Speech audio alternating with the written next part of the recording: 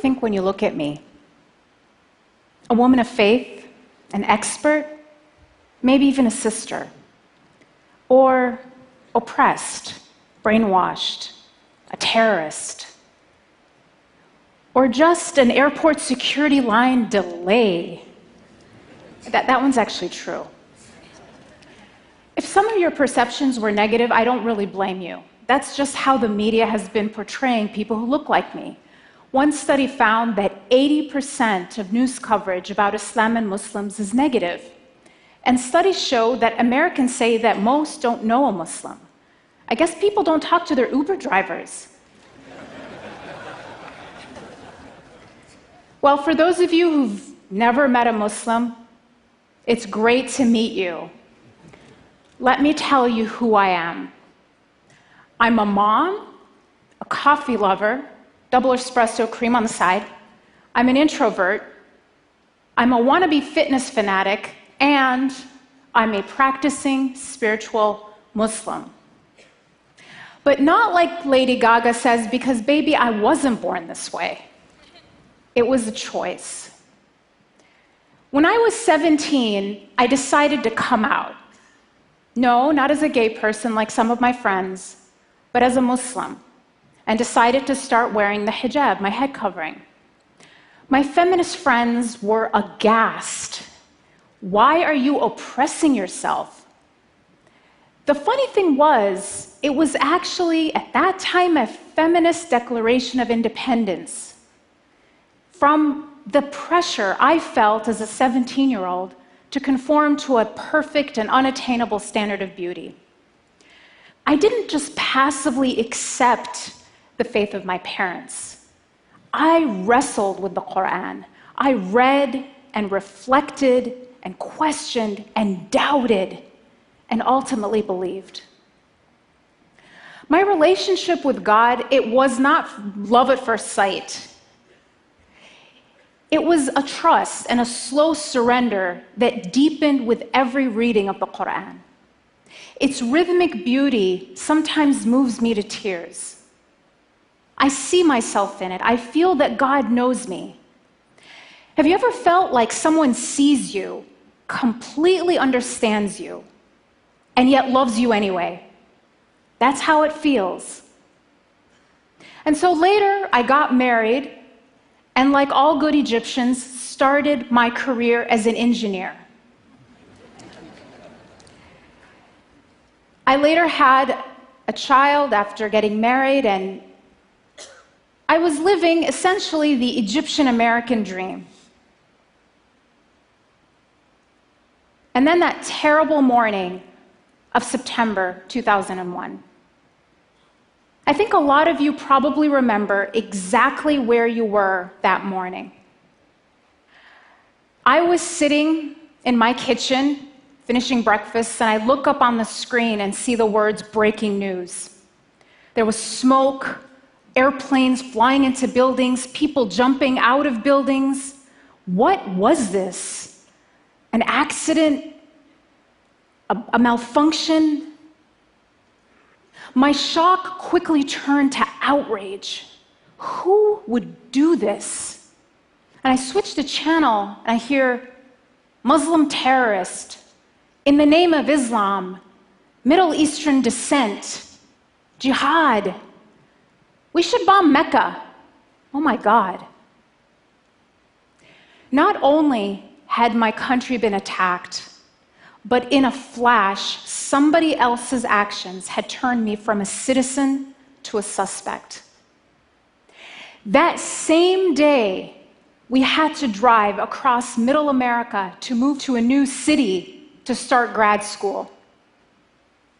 And I remember sitting in the passenger seat as we drove in silence, crouched as low as I could go in my seat for the first time in my life, afraid for anyone to know I was a Muslim. We moved into our apartment that night in a new town in what felt like a completely different world. And then I was hearing and seeing and reading warnings from national Muslim organizations saying things like, be alert, be aware, stay in well-lit areas, don't congregate. I stayed inside all week. And then it was Friday, that same week, the day that Muslims congregate for worship. And again, the warnings were, don't go that first Friday. It could be a target. And I was watching the news, wall-to-wall coverage. Emotions were so raw, understandably. And I was also hearing about attacks on Muslims, or people who were perceived to be Muslim being pulled out and beaten in the street. Mosques were actually firebombed. And I thought we should just stay home. And yet, something didn't feel right. Because those people who attacked our country attacked our country. I get it that people were angry at the terrorists. Guess what? So was I. And so to have to explain yourself all the time isn't easy. I don't mind questions. I love questions. It's the accusations that are tough. Today we hear people actually saying things like, there's a problem in this country and it's called Muslims. When are we going to get rid of them? So some people want to ban Muslims and close down mosques. They talk about my community kind of like we're a tumor in the body of America. And the only question is, are we malignant or benign? You know, a malignant tumor you extract altogether, and a benign tumor you just keep under surveillance. The choices don't make sense because it's the wrong question. Muslims, like all other Americans, aren't a tumor in the body of America. We're a vital organ. Thank you.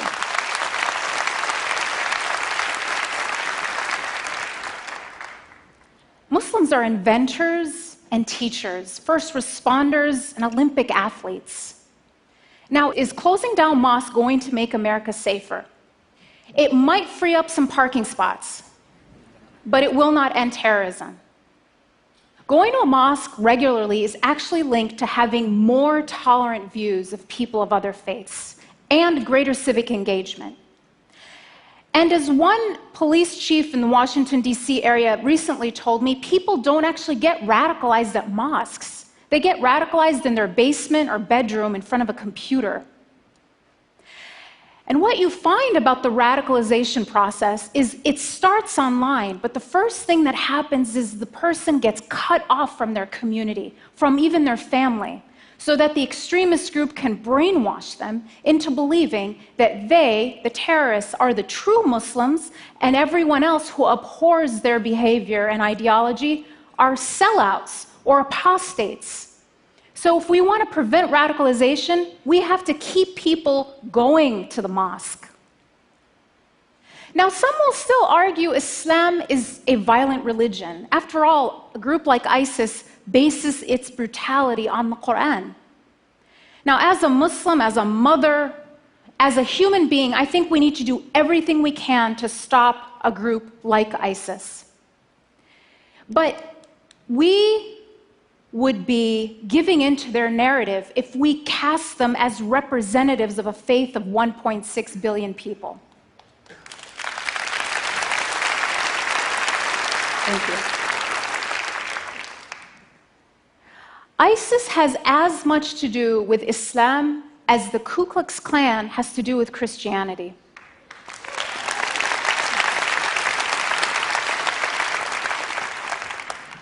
Both groups claim to base their ideology on their holy book. But when you look at them, they're not motivated by what they read in their holy book. It's their brutality that makes them read these things into the scripture. Recently, a prominent imam told me a story that really took me aback. He said that a girl came to him because she was thinking of going to join ISIS.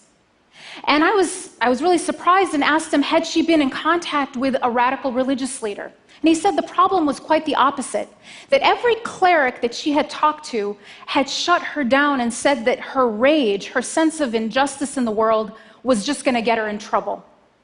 And so with nowhere to channel and make sense of this anger, she was a prime target to be exploited by extremists promising her a solution.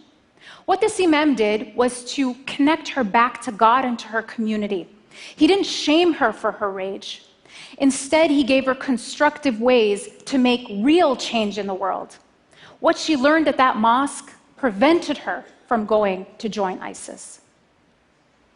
And I've told you a little bit about how Islamophobia affects me and my family, but how does it impact ordinary Americans? How does it impact everyone else? How does consuming fear 24 hours a day affect the health of our democracy, the health of our free thought? Well, one study, actually several studies in neuroscience, show that when we're afraid, at least 3 things happen. We become more accepting of authoritarianism, conformity, and prejudice.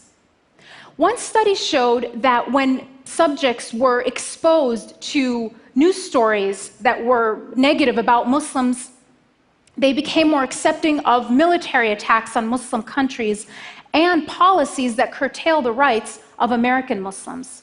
Now, this isn't just academic. When you look at when anti-Muslim sentiment spiked between 2001 and 2013, it happened 3 times, but it wasn't around terrorist attacks. It was in the run-up to the Iraq War and during 2 election cycles. So Islamophobia isn't just the natural response to Muslim terrorism as I would have expected. It can actually be a tool of public manipulation, eroding the very foundation of a free society, which is rational and well-informed citizens. Muslims are like canaries in the coal mine. We might be the first to feel it, but the toxic air of fear is harming us all.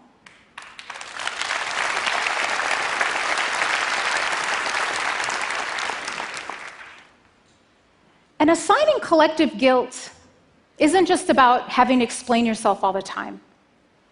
Dalia and his wife, Yusr, were a young married couple living in Chapel Hill, North Carolina, where they both went to school. Dalia was an athlete, he was in dental school, talented, promising, and his sister would tell me that he was the sweetest, most generous human being she knew. She was visiting him there, and he showed her his resume, and she was amazed. She said, "When did my baby brother become such an accomplished young man?"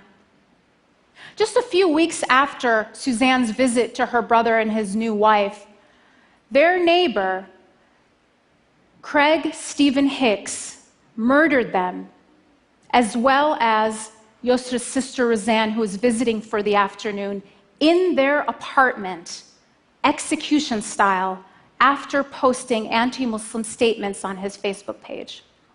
He shot Dalia 8 times. So bigotry isn't just immoral, it can even be lethal.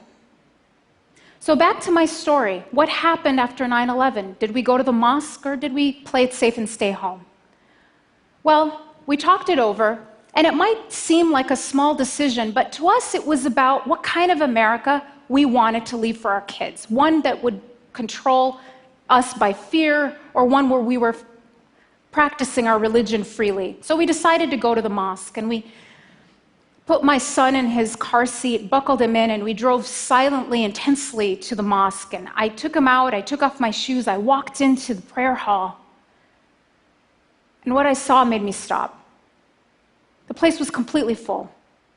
And then the imam made an announcement thanking and welcoming our guests, because half the congregation were Christians, Jews, Buddhists, atheists, people of faith and no faith, who had come not to attack us, but to stand in solidarity with us.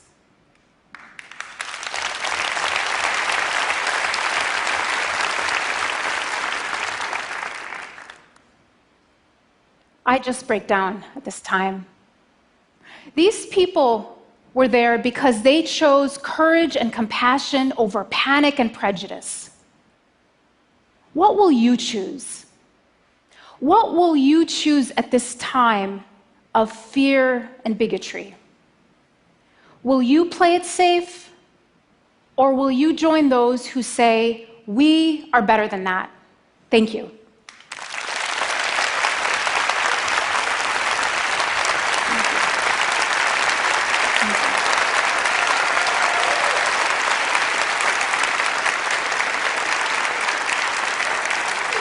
Thank you so much. So, Dalia, you seem to have struck a chord, but I wonder, what would you say to those who might argue that you're giving a TED talk, you're clearly a deep thinker, you work at a fancy think tank, you're an exception, you're not the rule? What would you say to those people? I would say, don't let this stage distract you. I'm completely ordinary. I'm not an exception. My story is not unusual. I am as ordinary as they come. When you look at Muslims around the world, and I've done this, I've done the largest study ever done on Muslims around the world. People want ordinary things. They want prosperity for their family, they want jobs, and they want to live in peace. So I am not in any way an exception. When you meet people who seem like an exception to the rule, oftentimes it's that the rule is broken, not that they're an exception to it. Thank you so much. Thank you so much. Dalia Mogahed. Thank you.